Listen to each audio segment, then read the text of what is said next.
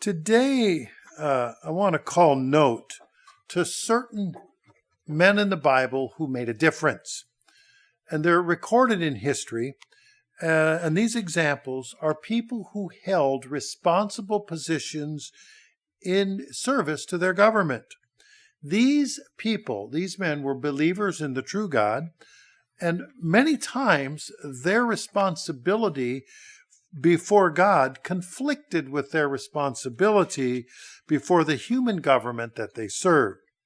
Each of these men were placed in a position of authority.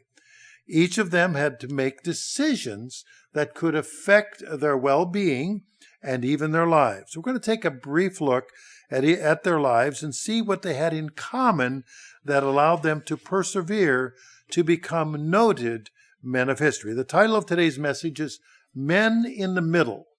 Men in the Middle. I note that I'm a government employee. I teach high school at a public charter school. And I suspect that you would not be surprised to know that many, if not most, administrators in education and at higher education are anti-God. Many people in education cling to the religion of humanism. They support the ideas of a world without God. They don't adhere to an expectation of righteous behavior as we understand righteous behavior as outlined in the Bible. This humanist behavior, a world without God, directs their expectations of others. So if you believe in God and that the Bible is the Word of God, then they will tolerate you perhaps to a minimal degree. Privately, they will think, well, you're crazy. They even mock Christian morals or standards of righteousness. I'm faced, as many of you would be, with these anti-God situations regularly, even daily. And I got to wondering how ancient biblical characters handled these situations, and somehow they came through it okay. Well, their stories are recorded in the Bible for our benefit. So I'm going to go through a thumbnail sketch of 7 biblical characters, all who worked in some governmental capacity as in administration. The first character that I find in Genesis that I'm calling up today is the name of Joseph. Joseph was one of 12 sons of Jacob. Jacob was later renamed Israel. Joseph was a grandson of Isaac and a great-grandson of Abraham, who's known as the father of the faithful. And if you take a look at Joseph in the Bible, it's read it in the book of Genesis 37. I'm not going to go through it verse by verse, but, you know, if you remember the Princess Bride movie where the little boy was sick and Grandpa came in and he said, I'm going to read you a story. And the whole movie was about reading a story. Well, I have grandchildren visiting this weekend, and you can imagine what it's like where, Grandpa, come up and tell me a story. So, as you might imagine, one story isn't good enough, because as soon as you're done with one story, it's, tell me another one. 2 isn't enough, and tell me another one. So today you're going to get 7 stories. So we're going to give these 7 thumbnail sketches because Grandpa's going to tell a story. In Genesis 37, we read about this Joseph. We read about this one of 12 sons of Jacob, also called Israel. And we read that he was a favored son of his father, that his father made him a coat of many colors. Now, if we stop and evaluate that alone, how difficult that would be. Imagine that you had to make everything yourself in a more subsistence economy. How do you make a coat of more than one color? Much less 2 or 3 or more. That takes substantial effort. You have to collect the information and the materials, the technology in order to be able to do that. And when one child is favored with that, what did the 10 older brothers did not think well then of the favored child? And so we have this, there's a level of resentment that grew in. And of course, Joseph had dreams that one day his brothers would bow down to him. And I can only imagine what that would have been like if we were one of the elder siblings and the younger one says, you know, someday, basically, you're all going to be bowing to me. And you look at the little rascal. Sure, buddy, sure.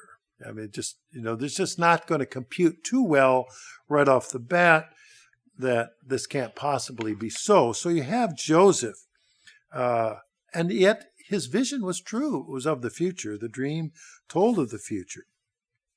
So what did the brothers do?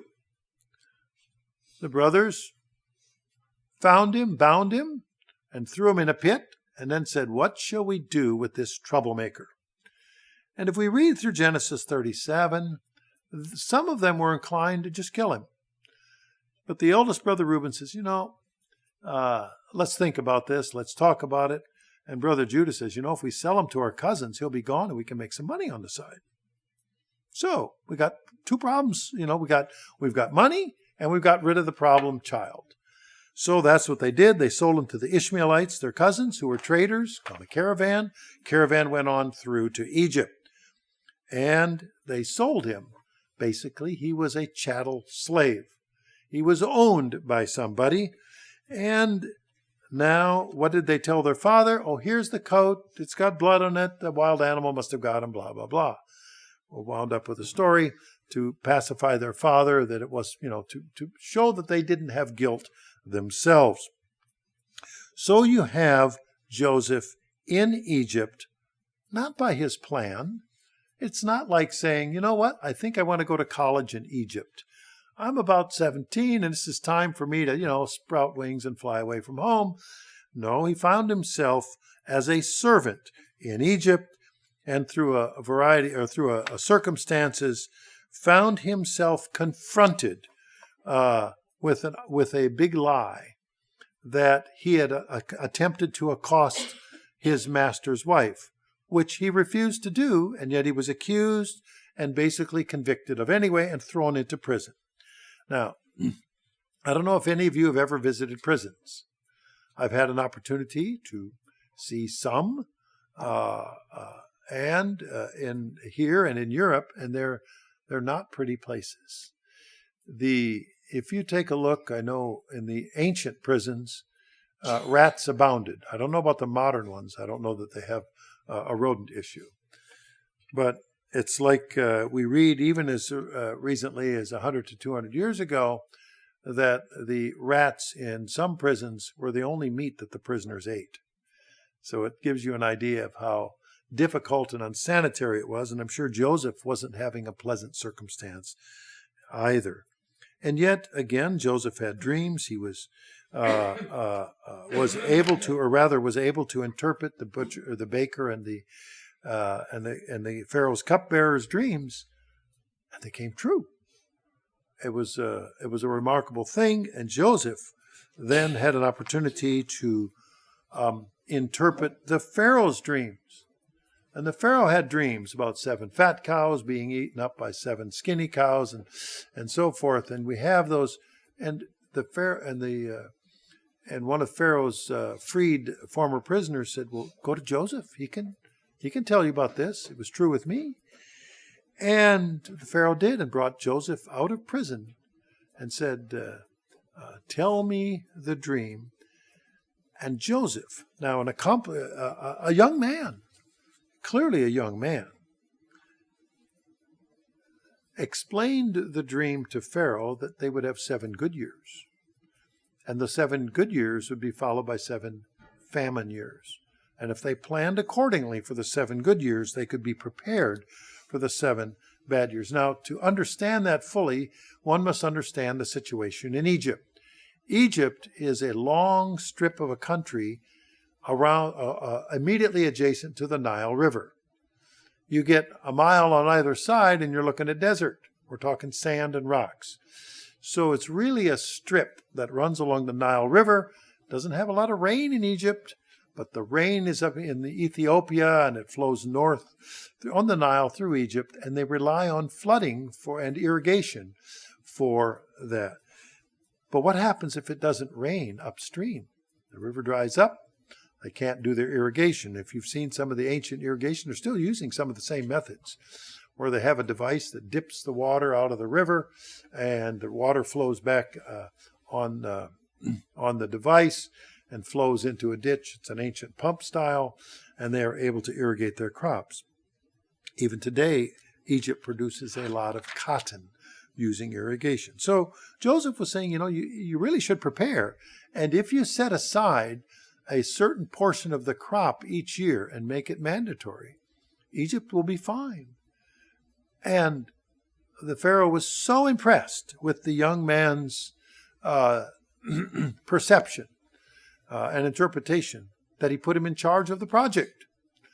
And that Joseph then rose to be the second in command of all of Egypt, one of the biggest empires in the world, which is astounding. You have a boy, I'm going to guess 17, maybe younger, in a pit in what is in Canaan, in the land of Canaan, despised of his brothers, somehow sold, loaded on a camel, trussed up like a hog, sent off to Egypt, becoming a servant, thrown into prison under false accusations. But he maintained his faithfulness and his dignity by refusing his master's wife who accosted him. And so he had a value system. Where do you suppose he got that value system? Well, I would suggest under Genesis 37 that he got it through his father, who got it from his grandfather. And if you take a look at through Joseph's father was Jacob, his father was Isaac, his grandfather was Abraham, that there had to be family teachings of what a strong value, and those teachings had to adhere to Joseph. And so he stuck with it. He was determined that he wasn't going to mess up his life, even though he was under great adversity. I don't know what it's like to be in a pit. I hope to never know. I don't know what it's like to be thrown into prison. I hope I never know. Those circumstances had to be trying for him. And yet all of that, he didn't bend to the temptations for sin. And then an unusual occurrence happened. There was a famine in the land of Canaan. And Jacob's and 70 of his descendants all came to Egypt. They didn't know Joseph. They didn't know him because he would have been dressed like an Egyptian. And so when they came, Joseph knew them, but they did not know Joseph. So if we take a look at this, now is the perfect opportunity to take vengeance on the 10 older brothers and to put it to him. He's gone through utter misery in the pit, and then as a slave, and then in prison. And yet what did he do? He was gracious with his brothers. And so we have, if we want to remember the life of Joseph, we can do it with the letter P. First, he was thrown in a pit. Then he went to Potiphar's house. Then he went to prison. Then he went to Pharaoh's court. And ultimately, we will read, when he left Egypt, he had died. They carried him out in what I would call a pine box. They put him in a coffin, embalmed him, and carried him out. So the letter P will help you remember the entirety of Joseph's life. And it was recorded in Genesis 37 as to how he maintained his dignity before God, did not take vengeance on his brothers. And that was recorded for our benefit. And his bones were then taken back to the land of Canaan for burial. Now, it was 400 and some years later that there's another character that shows up in the Bible in Exodus 2. The word Exodus means to depart, to leave. You may have heard of this name before. His name is Moses. Moses is mentioned about 800 times in the Bible. There's only one person that has mentioned more times, and that's David. So that's a lot of mentions for one person. Moses was the oldest member of the tribe of Levi. And if we read through the life of Moses, we know that he had an older brother, Aaron, and an older sister, Miriam. Now, I have an older brother. I don't have an older sister. Some people have older siblings. And when you're the younger sibling, just ask Joseph. It isn't always an easy circumstance. But Moses was adopted out forcibly as a baby.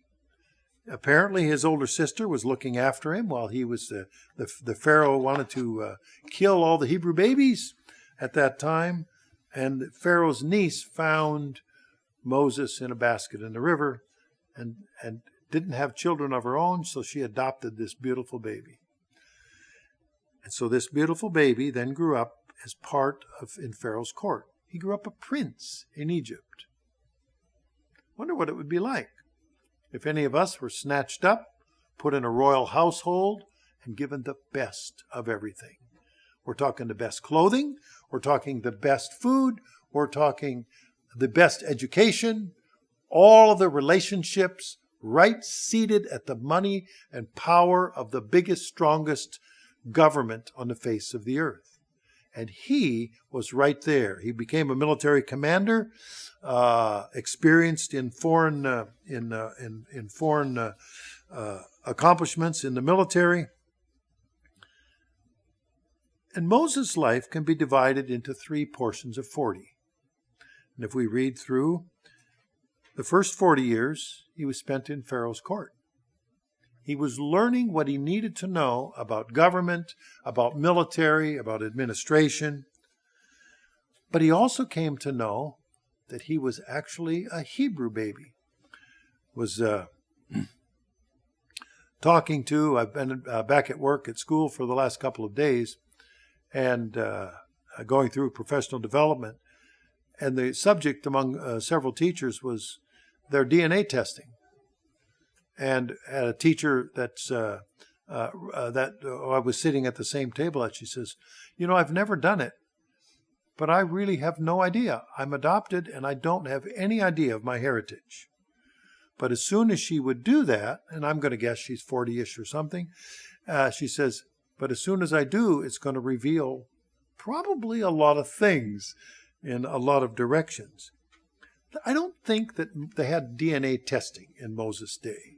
But by the time he was 40, it may have been obvious that he didn't look like them, like the regular Egyptians. He looked more like those Hebrew people over there. And at some point, and what kid didn't look in the mirror and say, after a rough episode with the parents and say, am I really part of this family, or did they pick me up off a street corner somewhere? And so at some point, he had to come to the realization that he was a Hebrew baby and had grown up there as an adopted child. And at that time, at 40, he then found, now he was a part of Pharaoh's court, a favored royal, and he found someone mistreating one of the Hebrew people. Now, when we say mistreating, we don't mean somebody snubbing somebody, saying a cross word to them, because mistreating could be very brutal. That means with whips and other punishments. And I don't know if any of you have ever caught in the sting of the whip. You might try it on yourself sometime just to know what it's like, and you don't want it anymore. And the anger in Moses welled up, and he killed the Egyptian overlord and buried him in the sand. But he was seen. He was seen by a Hebrew. And it was shortly after, when he was correcting one of the Hebrews, and they said, what are you going to do? You're going to kill me like you did the Egyptian? Ooh. So now Moses knew the issue was known. It was known. And he also knew that because he was a native Hebrew and he killed an Egyptian official, his life could be forfeit in an instant. So he fled and he left. And so this was the first 40 years.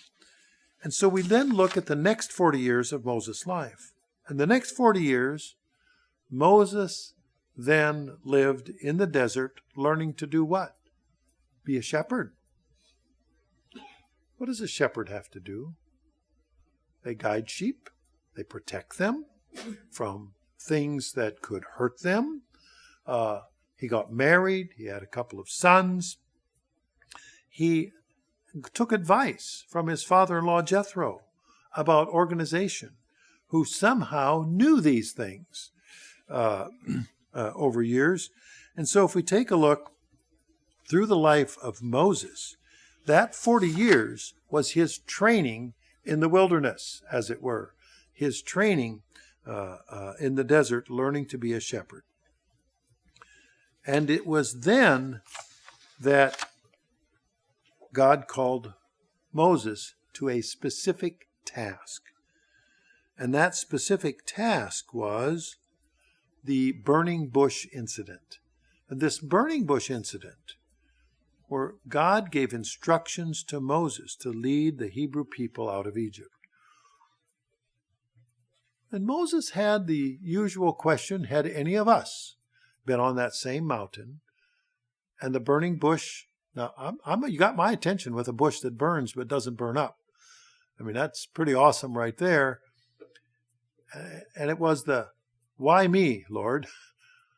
Okay, can't you pick somebody more qualified? Somebody else that can maybe, carry out this task. But he was tasked with this to be able to do it. And yet Moses knew that when he went back to Egypt, his life could be forfeit. So he would have to walk into the mouth of the lion and then do something unthinkable. Tell the Pharaoh to let the Hebrew people go. Well, who wants to let your moneymaker go? If they're working for the Pharaoh, you have anywhere from 1 million to 2 million people, and they are your servants. That's a big task, and it's unrealistic to think that the Pharaoh would just say, oh yeah, you know what? We've messed with you for over 400 years. It's probably time. Why don't you just go ahead and go your way? Here, let's pay you umpty millions in wages, and you can go your way. It didn't come that easy, and we hear the story of the 10 plagues to convince Pharaoh. And when Moses, and we recover this every spring and before the spring holidays, when Moses led the children of Israel out of Egypt, there were a series of impossible tasks and traps. How to get out of the traps. In all of those, they could have lost at any one time. Moses, the leaders would have all died. The people could have been indiscriminately slaughtered, herded back to Egypt at any time. And yet, Moses said, see the deliverance of the Lord. And they did. They were able to cross the Red Sea. And then something really quite interesting happened. What happened with Moses in the desert was a codification of the 10 Commandments. Now, did they know the 10 Commandments? Oh, yeah. They had to have known them since they were established at creation. We know the Sabbath was established there, and we know that the commandment against murder was there. We have no reason to think that the other commandments were not also well known at that time. But now the finger of God carved them on a stone on Mount Sinai. Wasn't on paper. Wasn't on your iPad. It was in stone that would last. And this then was placed into an Ark of the Covenant. And the issues, or the items placed in that ark were the staff of Aaron. They were fed in the desert manna, so there was a bowl of manna. There were the stone tablets. And then they went on to the promised land. God promised them freedom. Let's go back. So what do we have now? This opportunity then to go to the promised land. And so we have this occasion where Moses then took the people of Israel across. Now, were they helpful, kind, considerate people, as we read and throughout Exodus? In fact, I'd like to turn to the difficulty that Moses had in leading the people. If we turn to Exodus 34, in verses 6 and 7.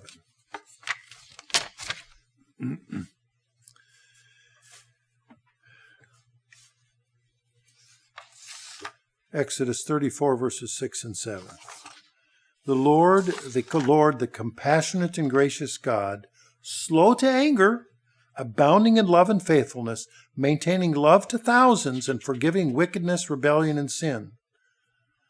Moses was calling attention to this, that he saw a great God that was, because God had every reason to be angry for all of these ungrateful, stiff-necked Israelites. And yet he recognized that these characteristics of God are things that we should also adopt. Now, and it's interesting, too, that we read in Deuteronomy 34, at verse 7, that Moses was 120 years old and they died, and he was buried in secret.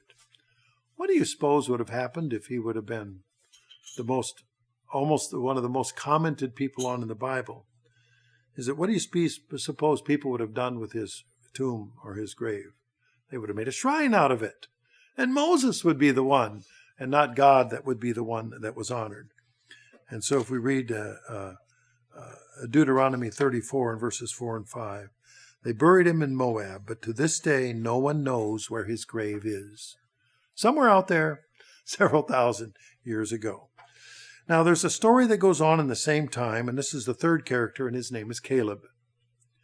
In Caleb, we can read about in Numbers 13 and 14, and then in Numbers 32 and 34. Now Caleb, I remember the first time I heard the name, I was a kid, and then there was another kid that was about my age named Caleb, and I thought, I think that's a name in the Bible. So I remember as a kid, I went and looked it up. Yeah, I've seen that name before. Somebody had named their child Caleb. Caleb was one of Moses' close servants and a close associate with Joshua. Caleb was one of those when the children of Israel left Egypt. He was one of those that was sent to spy out the land, and he and Joshua went together, and they spied out the promised land to Canaan. And he rose to prominence as a young man, was appointed chief of the tribe of Judah, according to Jewish history books. And by all evidence, he remained loyal to God and to Moses, even when 10 of the other spies said it couldn't be done. The land of Canaan could not be taken over. Caleb and Joshua stood up and said, God says we can do this, so we can do this. So let's do it. But of course, because the other 10 said not, then God said, okay, if you don't want to go, you can be another 40 years in the desert until everybody over 20 dies off, which has got to be a tough thing to be. It's a life sentence to live in the desert. So, and Joshua and Caleb, they explored Canaan for 40 days. It wasn't like they just went and took a look over the hill. Now, I was gone for 2 weeks. And now imagine 40 days. What do you have to pack for 40 days? Money, food, clothing, backpack of some kind, shelter. What are you going to do? Wolves, lions, bear, bad people. That's why they went in pairs. But 40 days. And they saw and heard all the tales of big, strong cities with big walls, giants, and an unforgiving land in what they termed as a land that eats its inhabitants. Well, they worship Molech, where they put babies on arms and slid them alive into fires. This was anathema. It was terrible for the children of Israel. And they thought, we're going to be their next victims. The men and the women will be taken as slaves, and the children, the men will just be murdered. He won't even take them, just keep the women and children. But what did Caleb say specifically? If we take a look at his words, we can surely go up and take possession of it, for we can indeed overcome it. The land we pass through to scout is an exceedingly good land, if the Lord desires us. He will bring us to this land and give it to us, a land flowing with milk and honey. But you shall not rebel against the Lord, and you will not fear the Lord, the people of the land, for they are as our bread. Their protection is removed from them, and the Lord is with us. Don't fear them. And yet the people of Israel feared them anyway. Well, as a result, all the adults never did enter Israel. It was the next generation after 40 years in the desert. So we have Caleb, that example of him who was working actively in the Israel government, as it were, as an assistant to Moses, and yet maintained his faithfulness to God and faithfulness to Moses. The fourth character we have is Nehemiah. And there's a book in the Bible named after Nehemiah. Nehemiah was a captive taken from Judah off to the land east of that, in what is now the area of Iran, Iraq. And he became a cupbearer to King Artaxerxes. Now, Nehemiah had the job of cupbearer. Now, this doesn't mean just running and fetching a cup of coffee or lemonade for the king or a glass of wine. It meant he had to take a first drink of it. And who better, if you want an enemy, if you're worried about enemies conspiring to poison you, have the enemy take the first bite. Have the enemy take the first drink. And he was a child of the land of Israel, of Judah. And so he was a cupbearer to the king. So he, in front of the king, would have to partake of it. And who's the first one to die if somebody's going to poison the king, which was apparently a common way for people to go. I think I read somewhere that there were, 9 popes that were poisoned over the years. So this was a common way to get rid of people who were in charge of something. Probably still is. I don't know. I'm not in that business. But Nehemiah had a very responsible job. And because he was so close to King Artaxerxes, do you suppose they ever talked much? They ever chat about the weather? Nice day today? I think they talked about other things. And they noted that, Nehemiah, why are you sad? Because back in Judea, my homeland, the walls of the city are broken down. There's no safety for the people, the animals, and the people that besiege them run wild. Nehemiah, you might say, was a man who cried out to God. He wasn't a preacher. He wasn't a pastor. There's no indication he ever went to church. Now, he was just a Jewish cupbearer to King Artaxerxes in what is today in the city of Susa, what is today's Iran or Persia. So he could have just stayed in his comfortable position, live in a nice palace, everything was fine, but his heart rended for his homeland. And he received the reports because the king was receiving the reports and he was right there. He could see these things. And so we read, when we open up the book of Nehemiah, it's about the distress that Jerusalem is in. The walls are broken, the gates have been burned. And Nehemiah weeps for his people, and he cries out to God for mercy. I presume that most of us have had an opportunity to weep and to cry to God for mercy. Nehemiah did too. But he was a man who was serving in a secular government. But he identified with his own people in Israel who were suffering.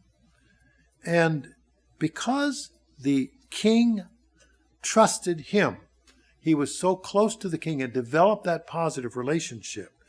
The king appointed Nehemiah as to be the new governor of that conquered territory.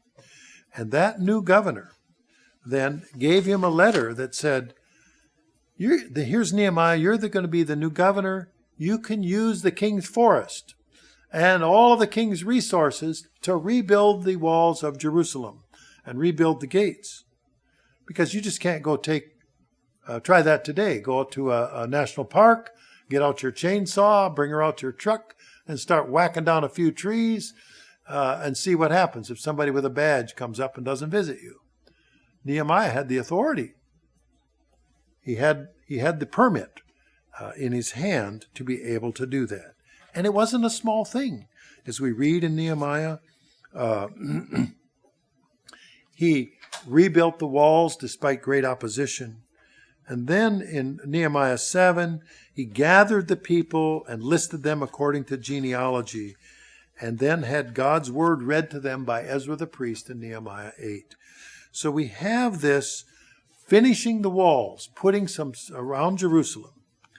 And working with Ezra the priest, he worked to bring the people back to God. And if we read Nehemiah 8 in verse 9, and Nehemiah, who was the governor, Ezra the priest and scribe, and the Levites who taught the people, said to all, "This day is holy to the Lord your God. Do not mourn or weep." For the people wept when they heard the words of the law. It was the Sabbath day, and they were being read the law.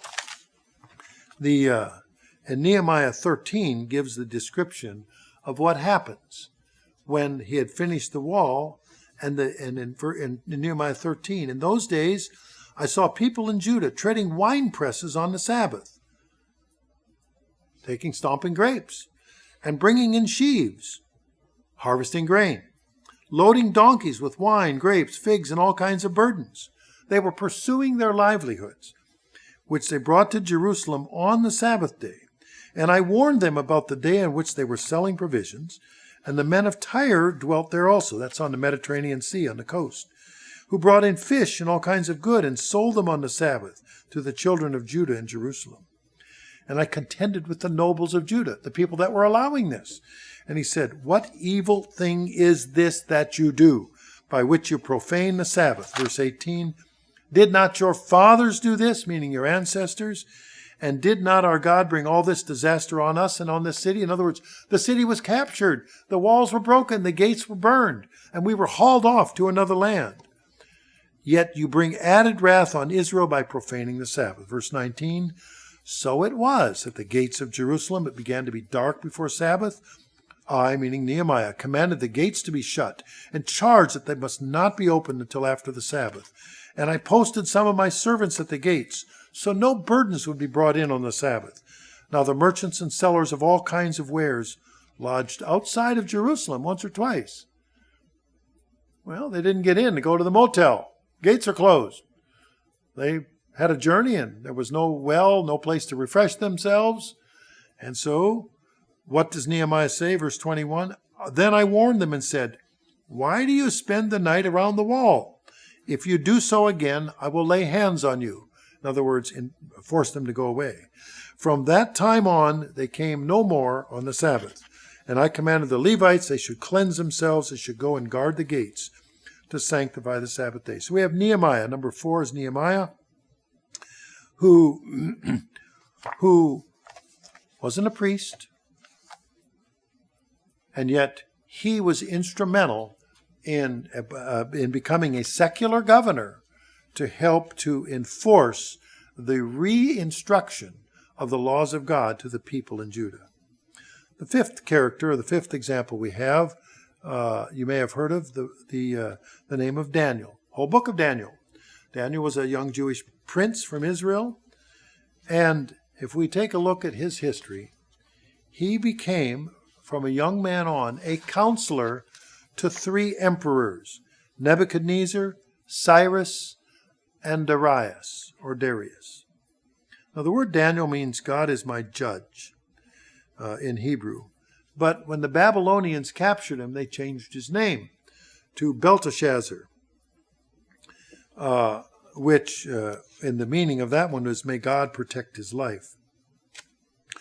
As a young man, Daniel was trained in the king's court. He had to set the example and established a reputation to be intelligent and for faithfulness to his God. Early on in his training, they wanted him to eat the king's rich food and wine, and we suspect then it was unclean because David wouldn't eat it. But Daniel and his friends Shadrach, Meshach, and Abednego, they wanted just vegetables and water instead, and they wound up to be healthier than others, and were allowed to continue then a friendly diet that was biblical. God then, after these tests, gave Daniel the ability to interpret visions and dreams. And before long, then Daniel was explaining the dreams of Nebuchadnezzar. But Daniel was given wisdom by God, and Daniel was conscientious in his work, such that he served during reigns of successive rulers. How many people have that opportunity? Doesn't happen too often. Well, you've served one emperor, and now there's a new one comes in. Well, you serve that one, and then a new one comes in. Usually they wipe out everybody from the previous or purge them. Yet Daniel was so well thought of that he served 3 emperors over 70 years. Now, of course, some of us know the story about Daniel being faithful and being thrown in the lion's den because he was faithful to God and refused to worship humans in place of God. But Daniel then was a model of faith, and we could say that he was also a prophet because of the prophecies of Daniel that we have with us today. He survived the lion's den because of his faith in God, and he predicted the future triumph of the Messiah and the development of the kingdom in the kingdom of God in Daniel 7 through chapter 7 through 12. So from Daniel, we have references to him throughout the Bible, but he was also known as an advisor, an administrator, a prophet, but certainly dedicated to God. The 6th character that we have a thumbnail sketch of is Mordecai. We read about him in the book of Esther. Now, Mordecai, again, was a Jew who was taken off to Persia. We call it Iran. And he served King Xerxes. And King Xerxes, spelled with an X, served the king, and his uncle's daughter, as it read, was Esther. The Hebrew name was Hadassah. And it said she had neither father nor mother. It doesn't say what happened to her father and mother, but this was not a surprise. I presume there were many blended family situations that were dragged off to another world. It says when her mother and father died, Mordecai took her as his own daughter. So it was an older cousin and a younger cousin. We read that in Esther 2:7. So Mordecai became the parent of this. And Esther was apparently a lovely young lady who the king then picked as a new queen when he held the beauty contest for the new queen. And yet, when we read Esther 2:11, what did Mordecai do? He paced in front of the court of the women's quarters to learn of Esther's welfare and what was happening to her. He didn't stop being the parent. He was the dad, as it were, looking after his little girl and showing compassion. And now what happens is that there was an episode where all the Jews were subject to be killed then in Persia. And he was the one that urged Esther to do something. You can't just sit on your hands and do nothing. Now,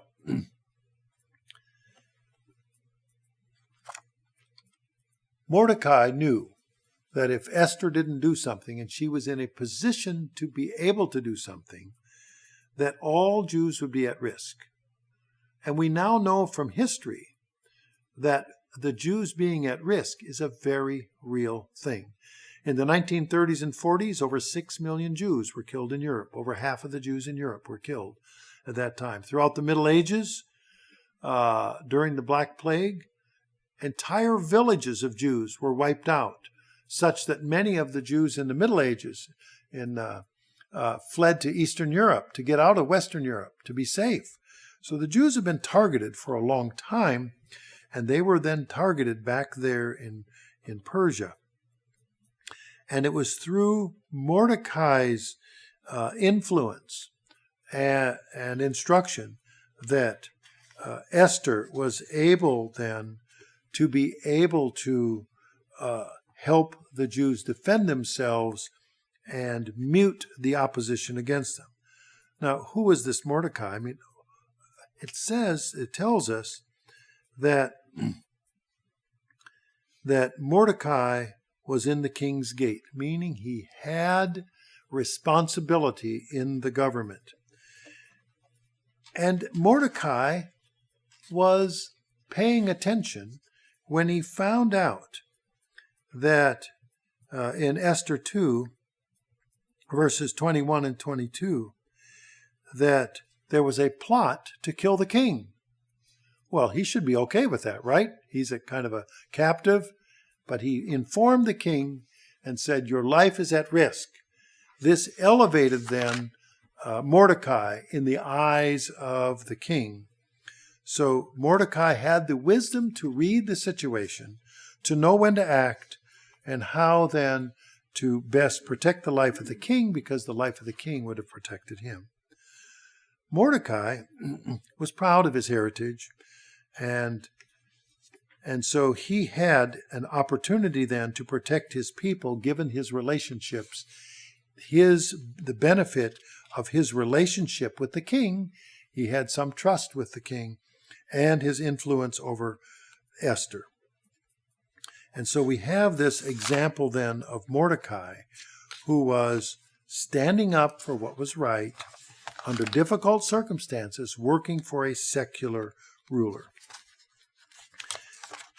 Then we take a look, and we're going to go on to Acts 10, and we're going to go to number 7, and we have a fellow by the name of Cornelius. This is the 7th and the last one. Cornelius, we read about in Acts 10, was a Roman centurion. He was a Roman army officer in charge of 100 men. Of the record, he was one of the first, if not the first, Gentile converts to Christianity. Cornelius, as a Roman soldier, recognized God's calling, and he was determined to follow God's way despite at the great personal risk to himself.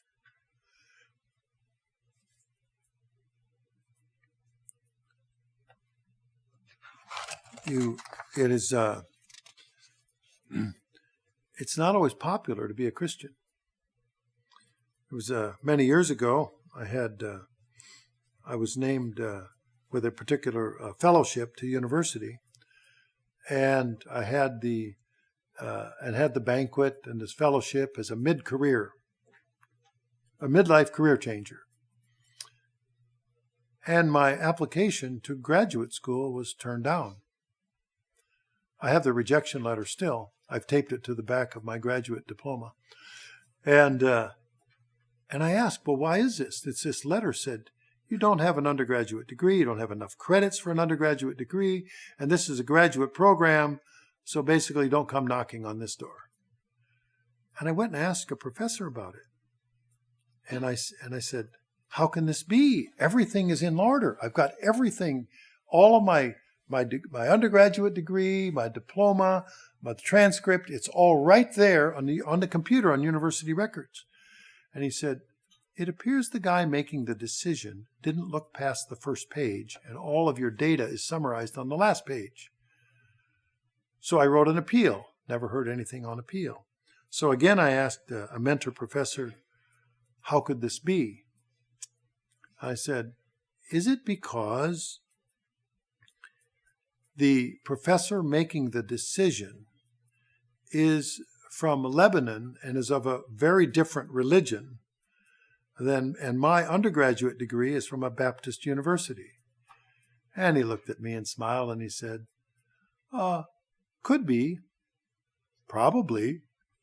The discrimination was right there, that I was not being admitted because the name of the university, Bethel University, where I had graduated from, stood out like a sore thumb to the Muslim professor who was denying me entrance, not based on qualification, but where God, sometimes there's a door closed, sometimes there's a window that's open.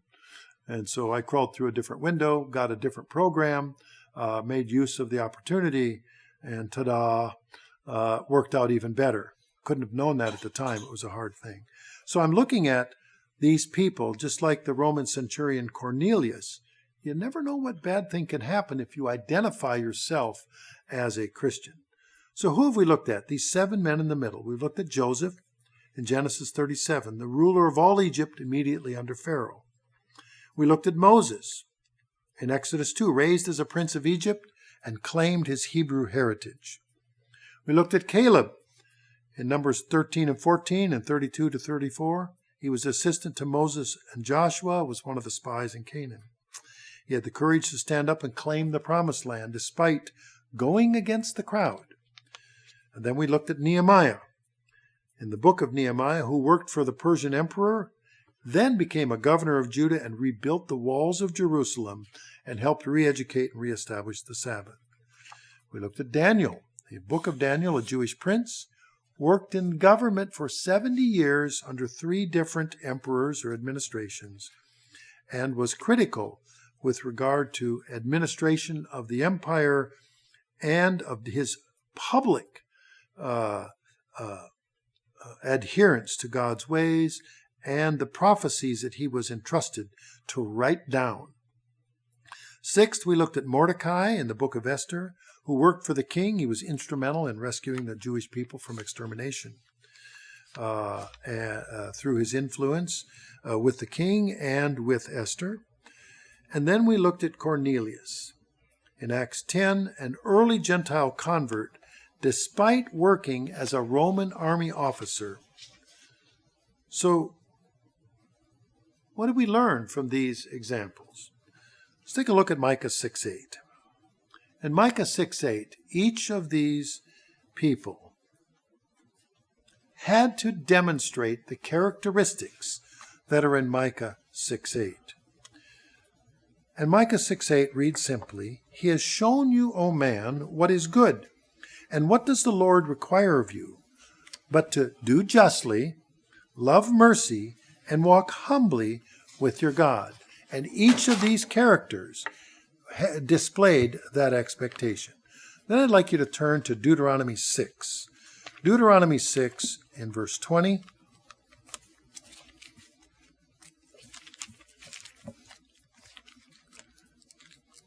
In Deuteronomy 6 and verse 20,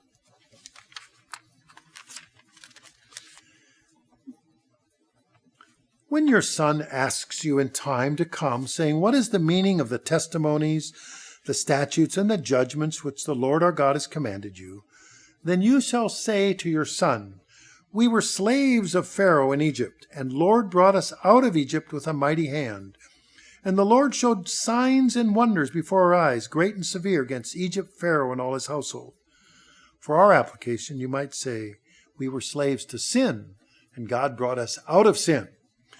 Verse 23, 'Then he brought us out from there, that he might bring us in, to give us the land to which he swore to our fathers,' bringing them to the promised land. What's our promised land? God has promised us the kingdom of God. Verse 25, or verse 24, 'Then the Lord commanded us to observe all these statutes, to fear the Lord our God, for our good always, that he might preserve us alive, as it is this day. Then it will be righteousness for us if we are careful to observe all these commandments before the Lord our God, as he has commanded us.'" And let's close out with Deuteronomy 30. Deuteronomy 30, starting in verse 15. We are left today with the examples of these 7 men in the middle. They were stuck in a governmental administrative positions and yet wanting to do their duty before God. And so if we turn to Deuteronomy 30, starting in verse 15, they each had choices to make. So let's start in verse 15. "See, I have set before you today life and good, death and evil, in that I command you today to love the Lord your God, to walk in his ways, to keep his commandments, his statutes, his judgments, that you may live and multiply. The Lord your God will bless you in the land which you go to possess. But if your heart turns away so that you do not hear and are drawn away and worship other gods and serve them, I announce to you today that you shall surely perish. You shall not prolong your days in the land which you cross over the Jordan to go in and possess. I call heaven and earth as witnesses against you today. I have set before you life and death, blessing and cursing. Therefore choose life, that both you and your descendants may live." And this is really the story of these 7 men in the middle, where they had the choices laid before them, and they decided to follow the instructions that we read in Micah 6:8, to do justly, love mercy, walk humbly with their God, as we read in Deuteronomy 30 and Deuteronomy 6, to follow God's commandments. And Deuteronomy 30 then would be to choose life.